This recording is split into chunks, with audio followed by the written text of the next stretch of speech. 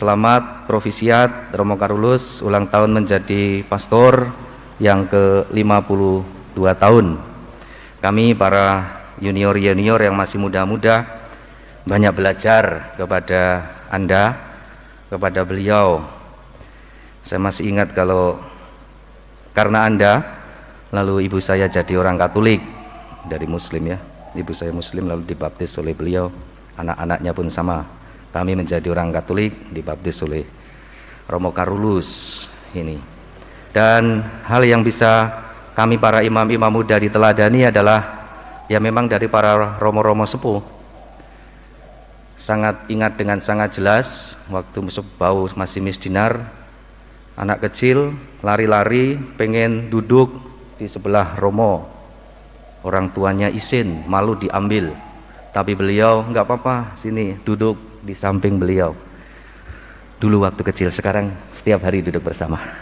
Terima kasih. Kemarin saya praktekkan contoh itu. Saya menikahkan orang hari kemarin jam 10-an. Ada anak kecil nangis-nangis pengen duduk. Saya tidak tahu romo. Pas selesai misa, saya tanya, kamu kenapa? Saya pengen ke sana duduk. Mari saya ajak dudukan di sini. Kita bisa meneladan pada romo-romo yang senior. Hal-hal sederhana, tapi sungguh-sungguh inspiratif. Tuhan Raja Agung akan tiba dengan segera. Ia akan dinamai Emmanuel, Allah beserta kita. Dalam nama Bapa dan Putera dan Roh Kudus. Rahmat dan damai sejahtera dari Allah Bapa dan dari Tuhan kita Yesus Kristus bersamamu. Saudari-saudara yang terkasih, selamat pagi berkah dalam. Hari ini kita bersuka cita karena 52 tahun pesta atau hari ulang tahun imamat pastor kepala paroki kita, Pastor Karolus Burau. Tidak mudah untuk 52 jadi romo. Selamat ulang tahun Romo Karolus. Hari ini ada dua imam yang merayakan 50-52. Romo Karolus Omi 52, Romo Yitno Puspo Handoyo, Franciscus Saverius, Romo Gombong juga merayakan merayakan hari ulang tahun imamat yang ke-50 tahun. Kepada romo-romo sepuh, romo-romo senior, kami bersyukur, berterima kasih atas kehadiran para romo yang sangat mewarnai pastoralia di keuskupan di paroki-paroki ini. Mari kita awali Ekaristi ini dengan hening sejenak, mengakui bahwa kita para manusia lemah pendosa, cara berpikir kita, mulut dan batin kita mengakui di hadapan Allah bahwa kita membutuhkan rahmat belas kasih kerahimannya. Saya mengaku pada Allah yang Maha Kuasa dan kepada saudara sekalian bahwa saya telah berdosa dengan pikiran dan perkataan, dengan perbuatan dan kelalaian. Saya berdosa, saya sungguh berdosa. Oleh sebab itu saya mohon pada Santa Perawan Maria, kepada para malaikat dan orang kudus, dan pada saudara sekalian, supaya mendoakan saya pada Allah Tuhan kita. Semoga Allah yang Maha Kuasa mengasihani kita, mengampuni dosa-dosa kita, dan menghantar kita ke hidup yang kekal. Mari kita bersatu dalam doa. Allah Bapa Maha Penyayang, dengarkanlah dengan rela doa umat-Mu. Kami bergembira karena kedatangan Putra-Mu sebagai manusia lemah. Semoga kami umat-Mu kelak memperoleh hidup abadi karena kedatangannya sebagai penguasa mulia, sebab Dialah Tuhan dan pengantara kami yang hidup dan berkuasa bersama Engkau dan Roh Kudus, Allah sepanjang segala masa. Pembacaan dari kitab Nubuat Zefania. Bersorak-sorailah hai putri Sion, bergembiralah hai Israel. Bersukacita dan beria-rialah dengan segenap hati, hai putri Yerusalem. Tuhan telah menyingkirkan hukuman yang dijatuhkan atasmu. Ia telah menebas binasa musuh-musuhmu. Raja Israel yakni Tuhan ada di tengah-tengahmu. Engkau tidak akan takut kepada malapetaka lagi. Pada hari itu akan dikatakan kepada Yerusalem, janganlah takut hai Sion. Janganlah tanganmu menjadi lemah lunglai.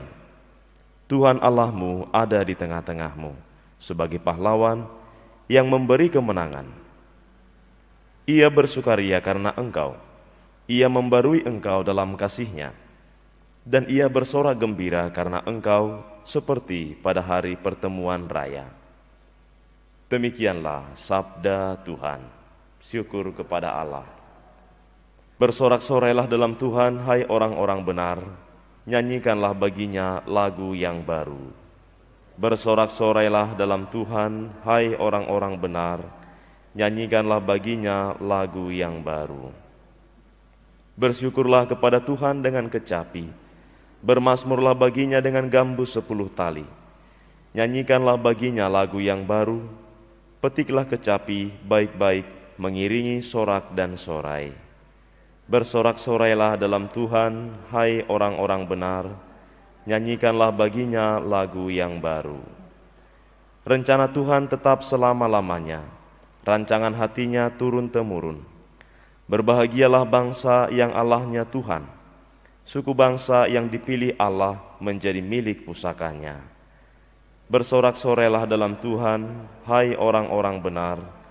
Nyanyikanlah baginya lagu yang baru. Jiwa kita menanti-nantikan Tuhan. Dialah penolong dan perisai kita. Ya, karena Dia hati kita bersukacita, sebab kepadanya, sebab namanya yang kudus, kita percaya. Bersorak-sorailah dalam Tuhan, hai orang-orang benar. Nyanyikanlah baginya lagu yang baru.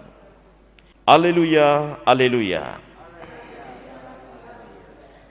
O Emmanuel, Engkau Raja dan Pemberi hukum, datanglah dan selamatkanlah kami, ya Tuhan Allah kami.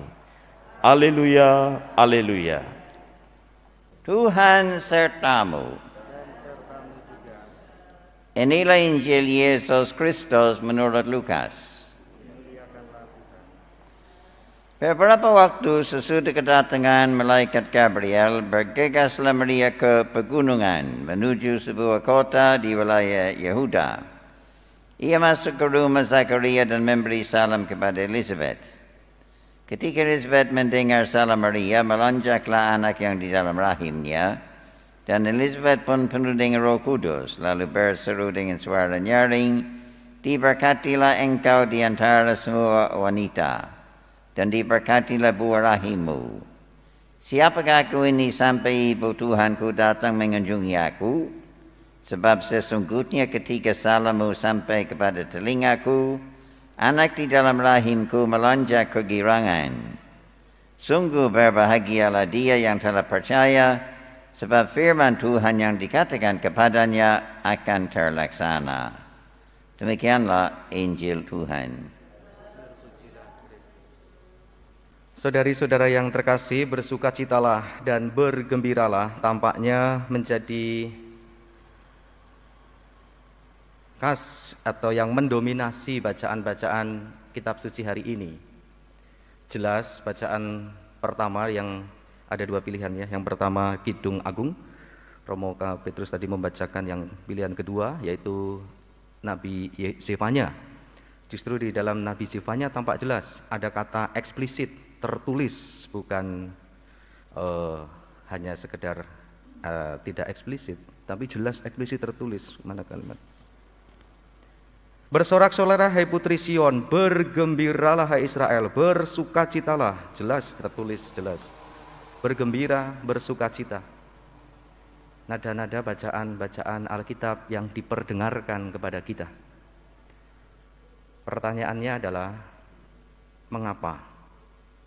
Mengapa ajakan bersukacita, mengapa bergembira itu jelas dalam bacaan baik pertama maupun bacaan Injil.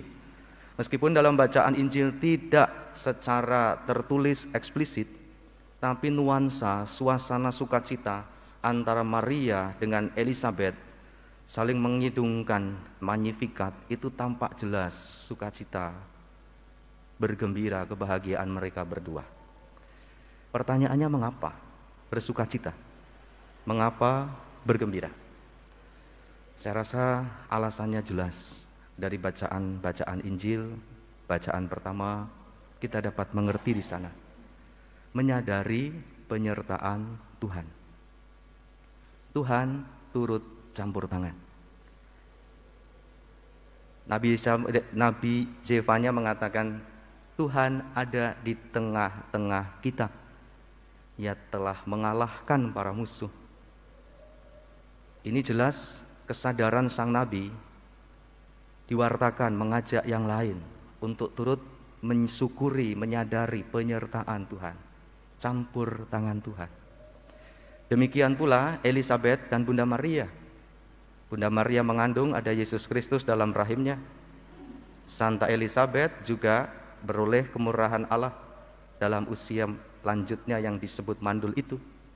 Akhirnya juga mengandung Santo Yohanes Pembaptis, tokoh besar yang menyiapkan jalan sebelum Yesus hadir. Ini bersukacita, ini alasan bergembira, karena menyadari Allah turut campur tangan. Kehadiran Allah. Tadi sebelum misa kami di sakristi, Romo Carolus dengan tegas mengatakan, Emmanuel, Allah beserta kita. Menyadari Allah beserta kita inilah yang saya rasa menjadi alasan imanen bagaimana tokoh-tokoh kitab suci dapat mensyukuri dan bersukacita atau bergembira.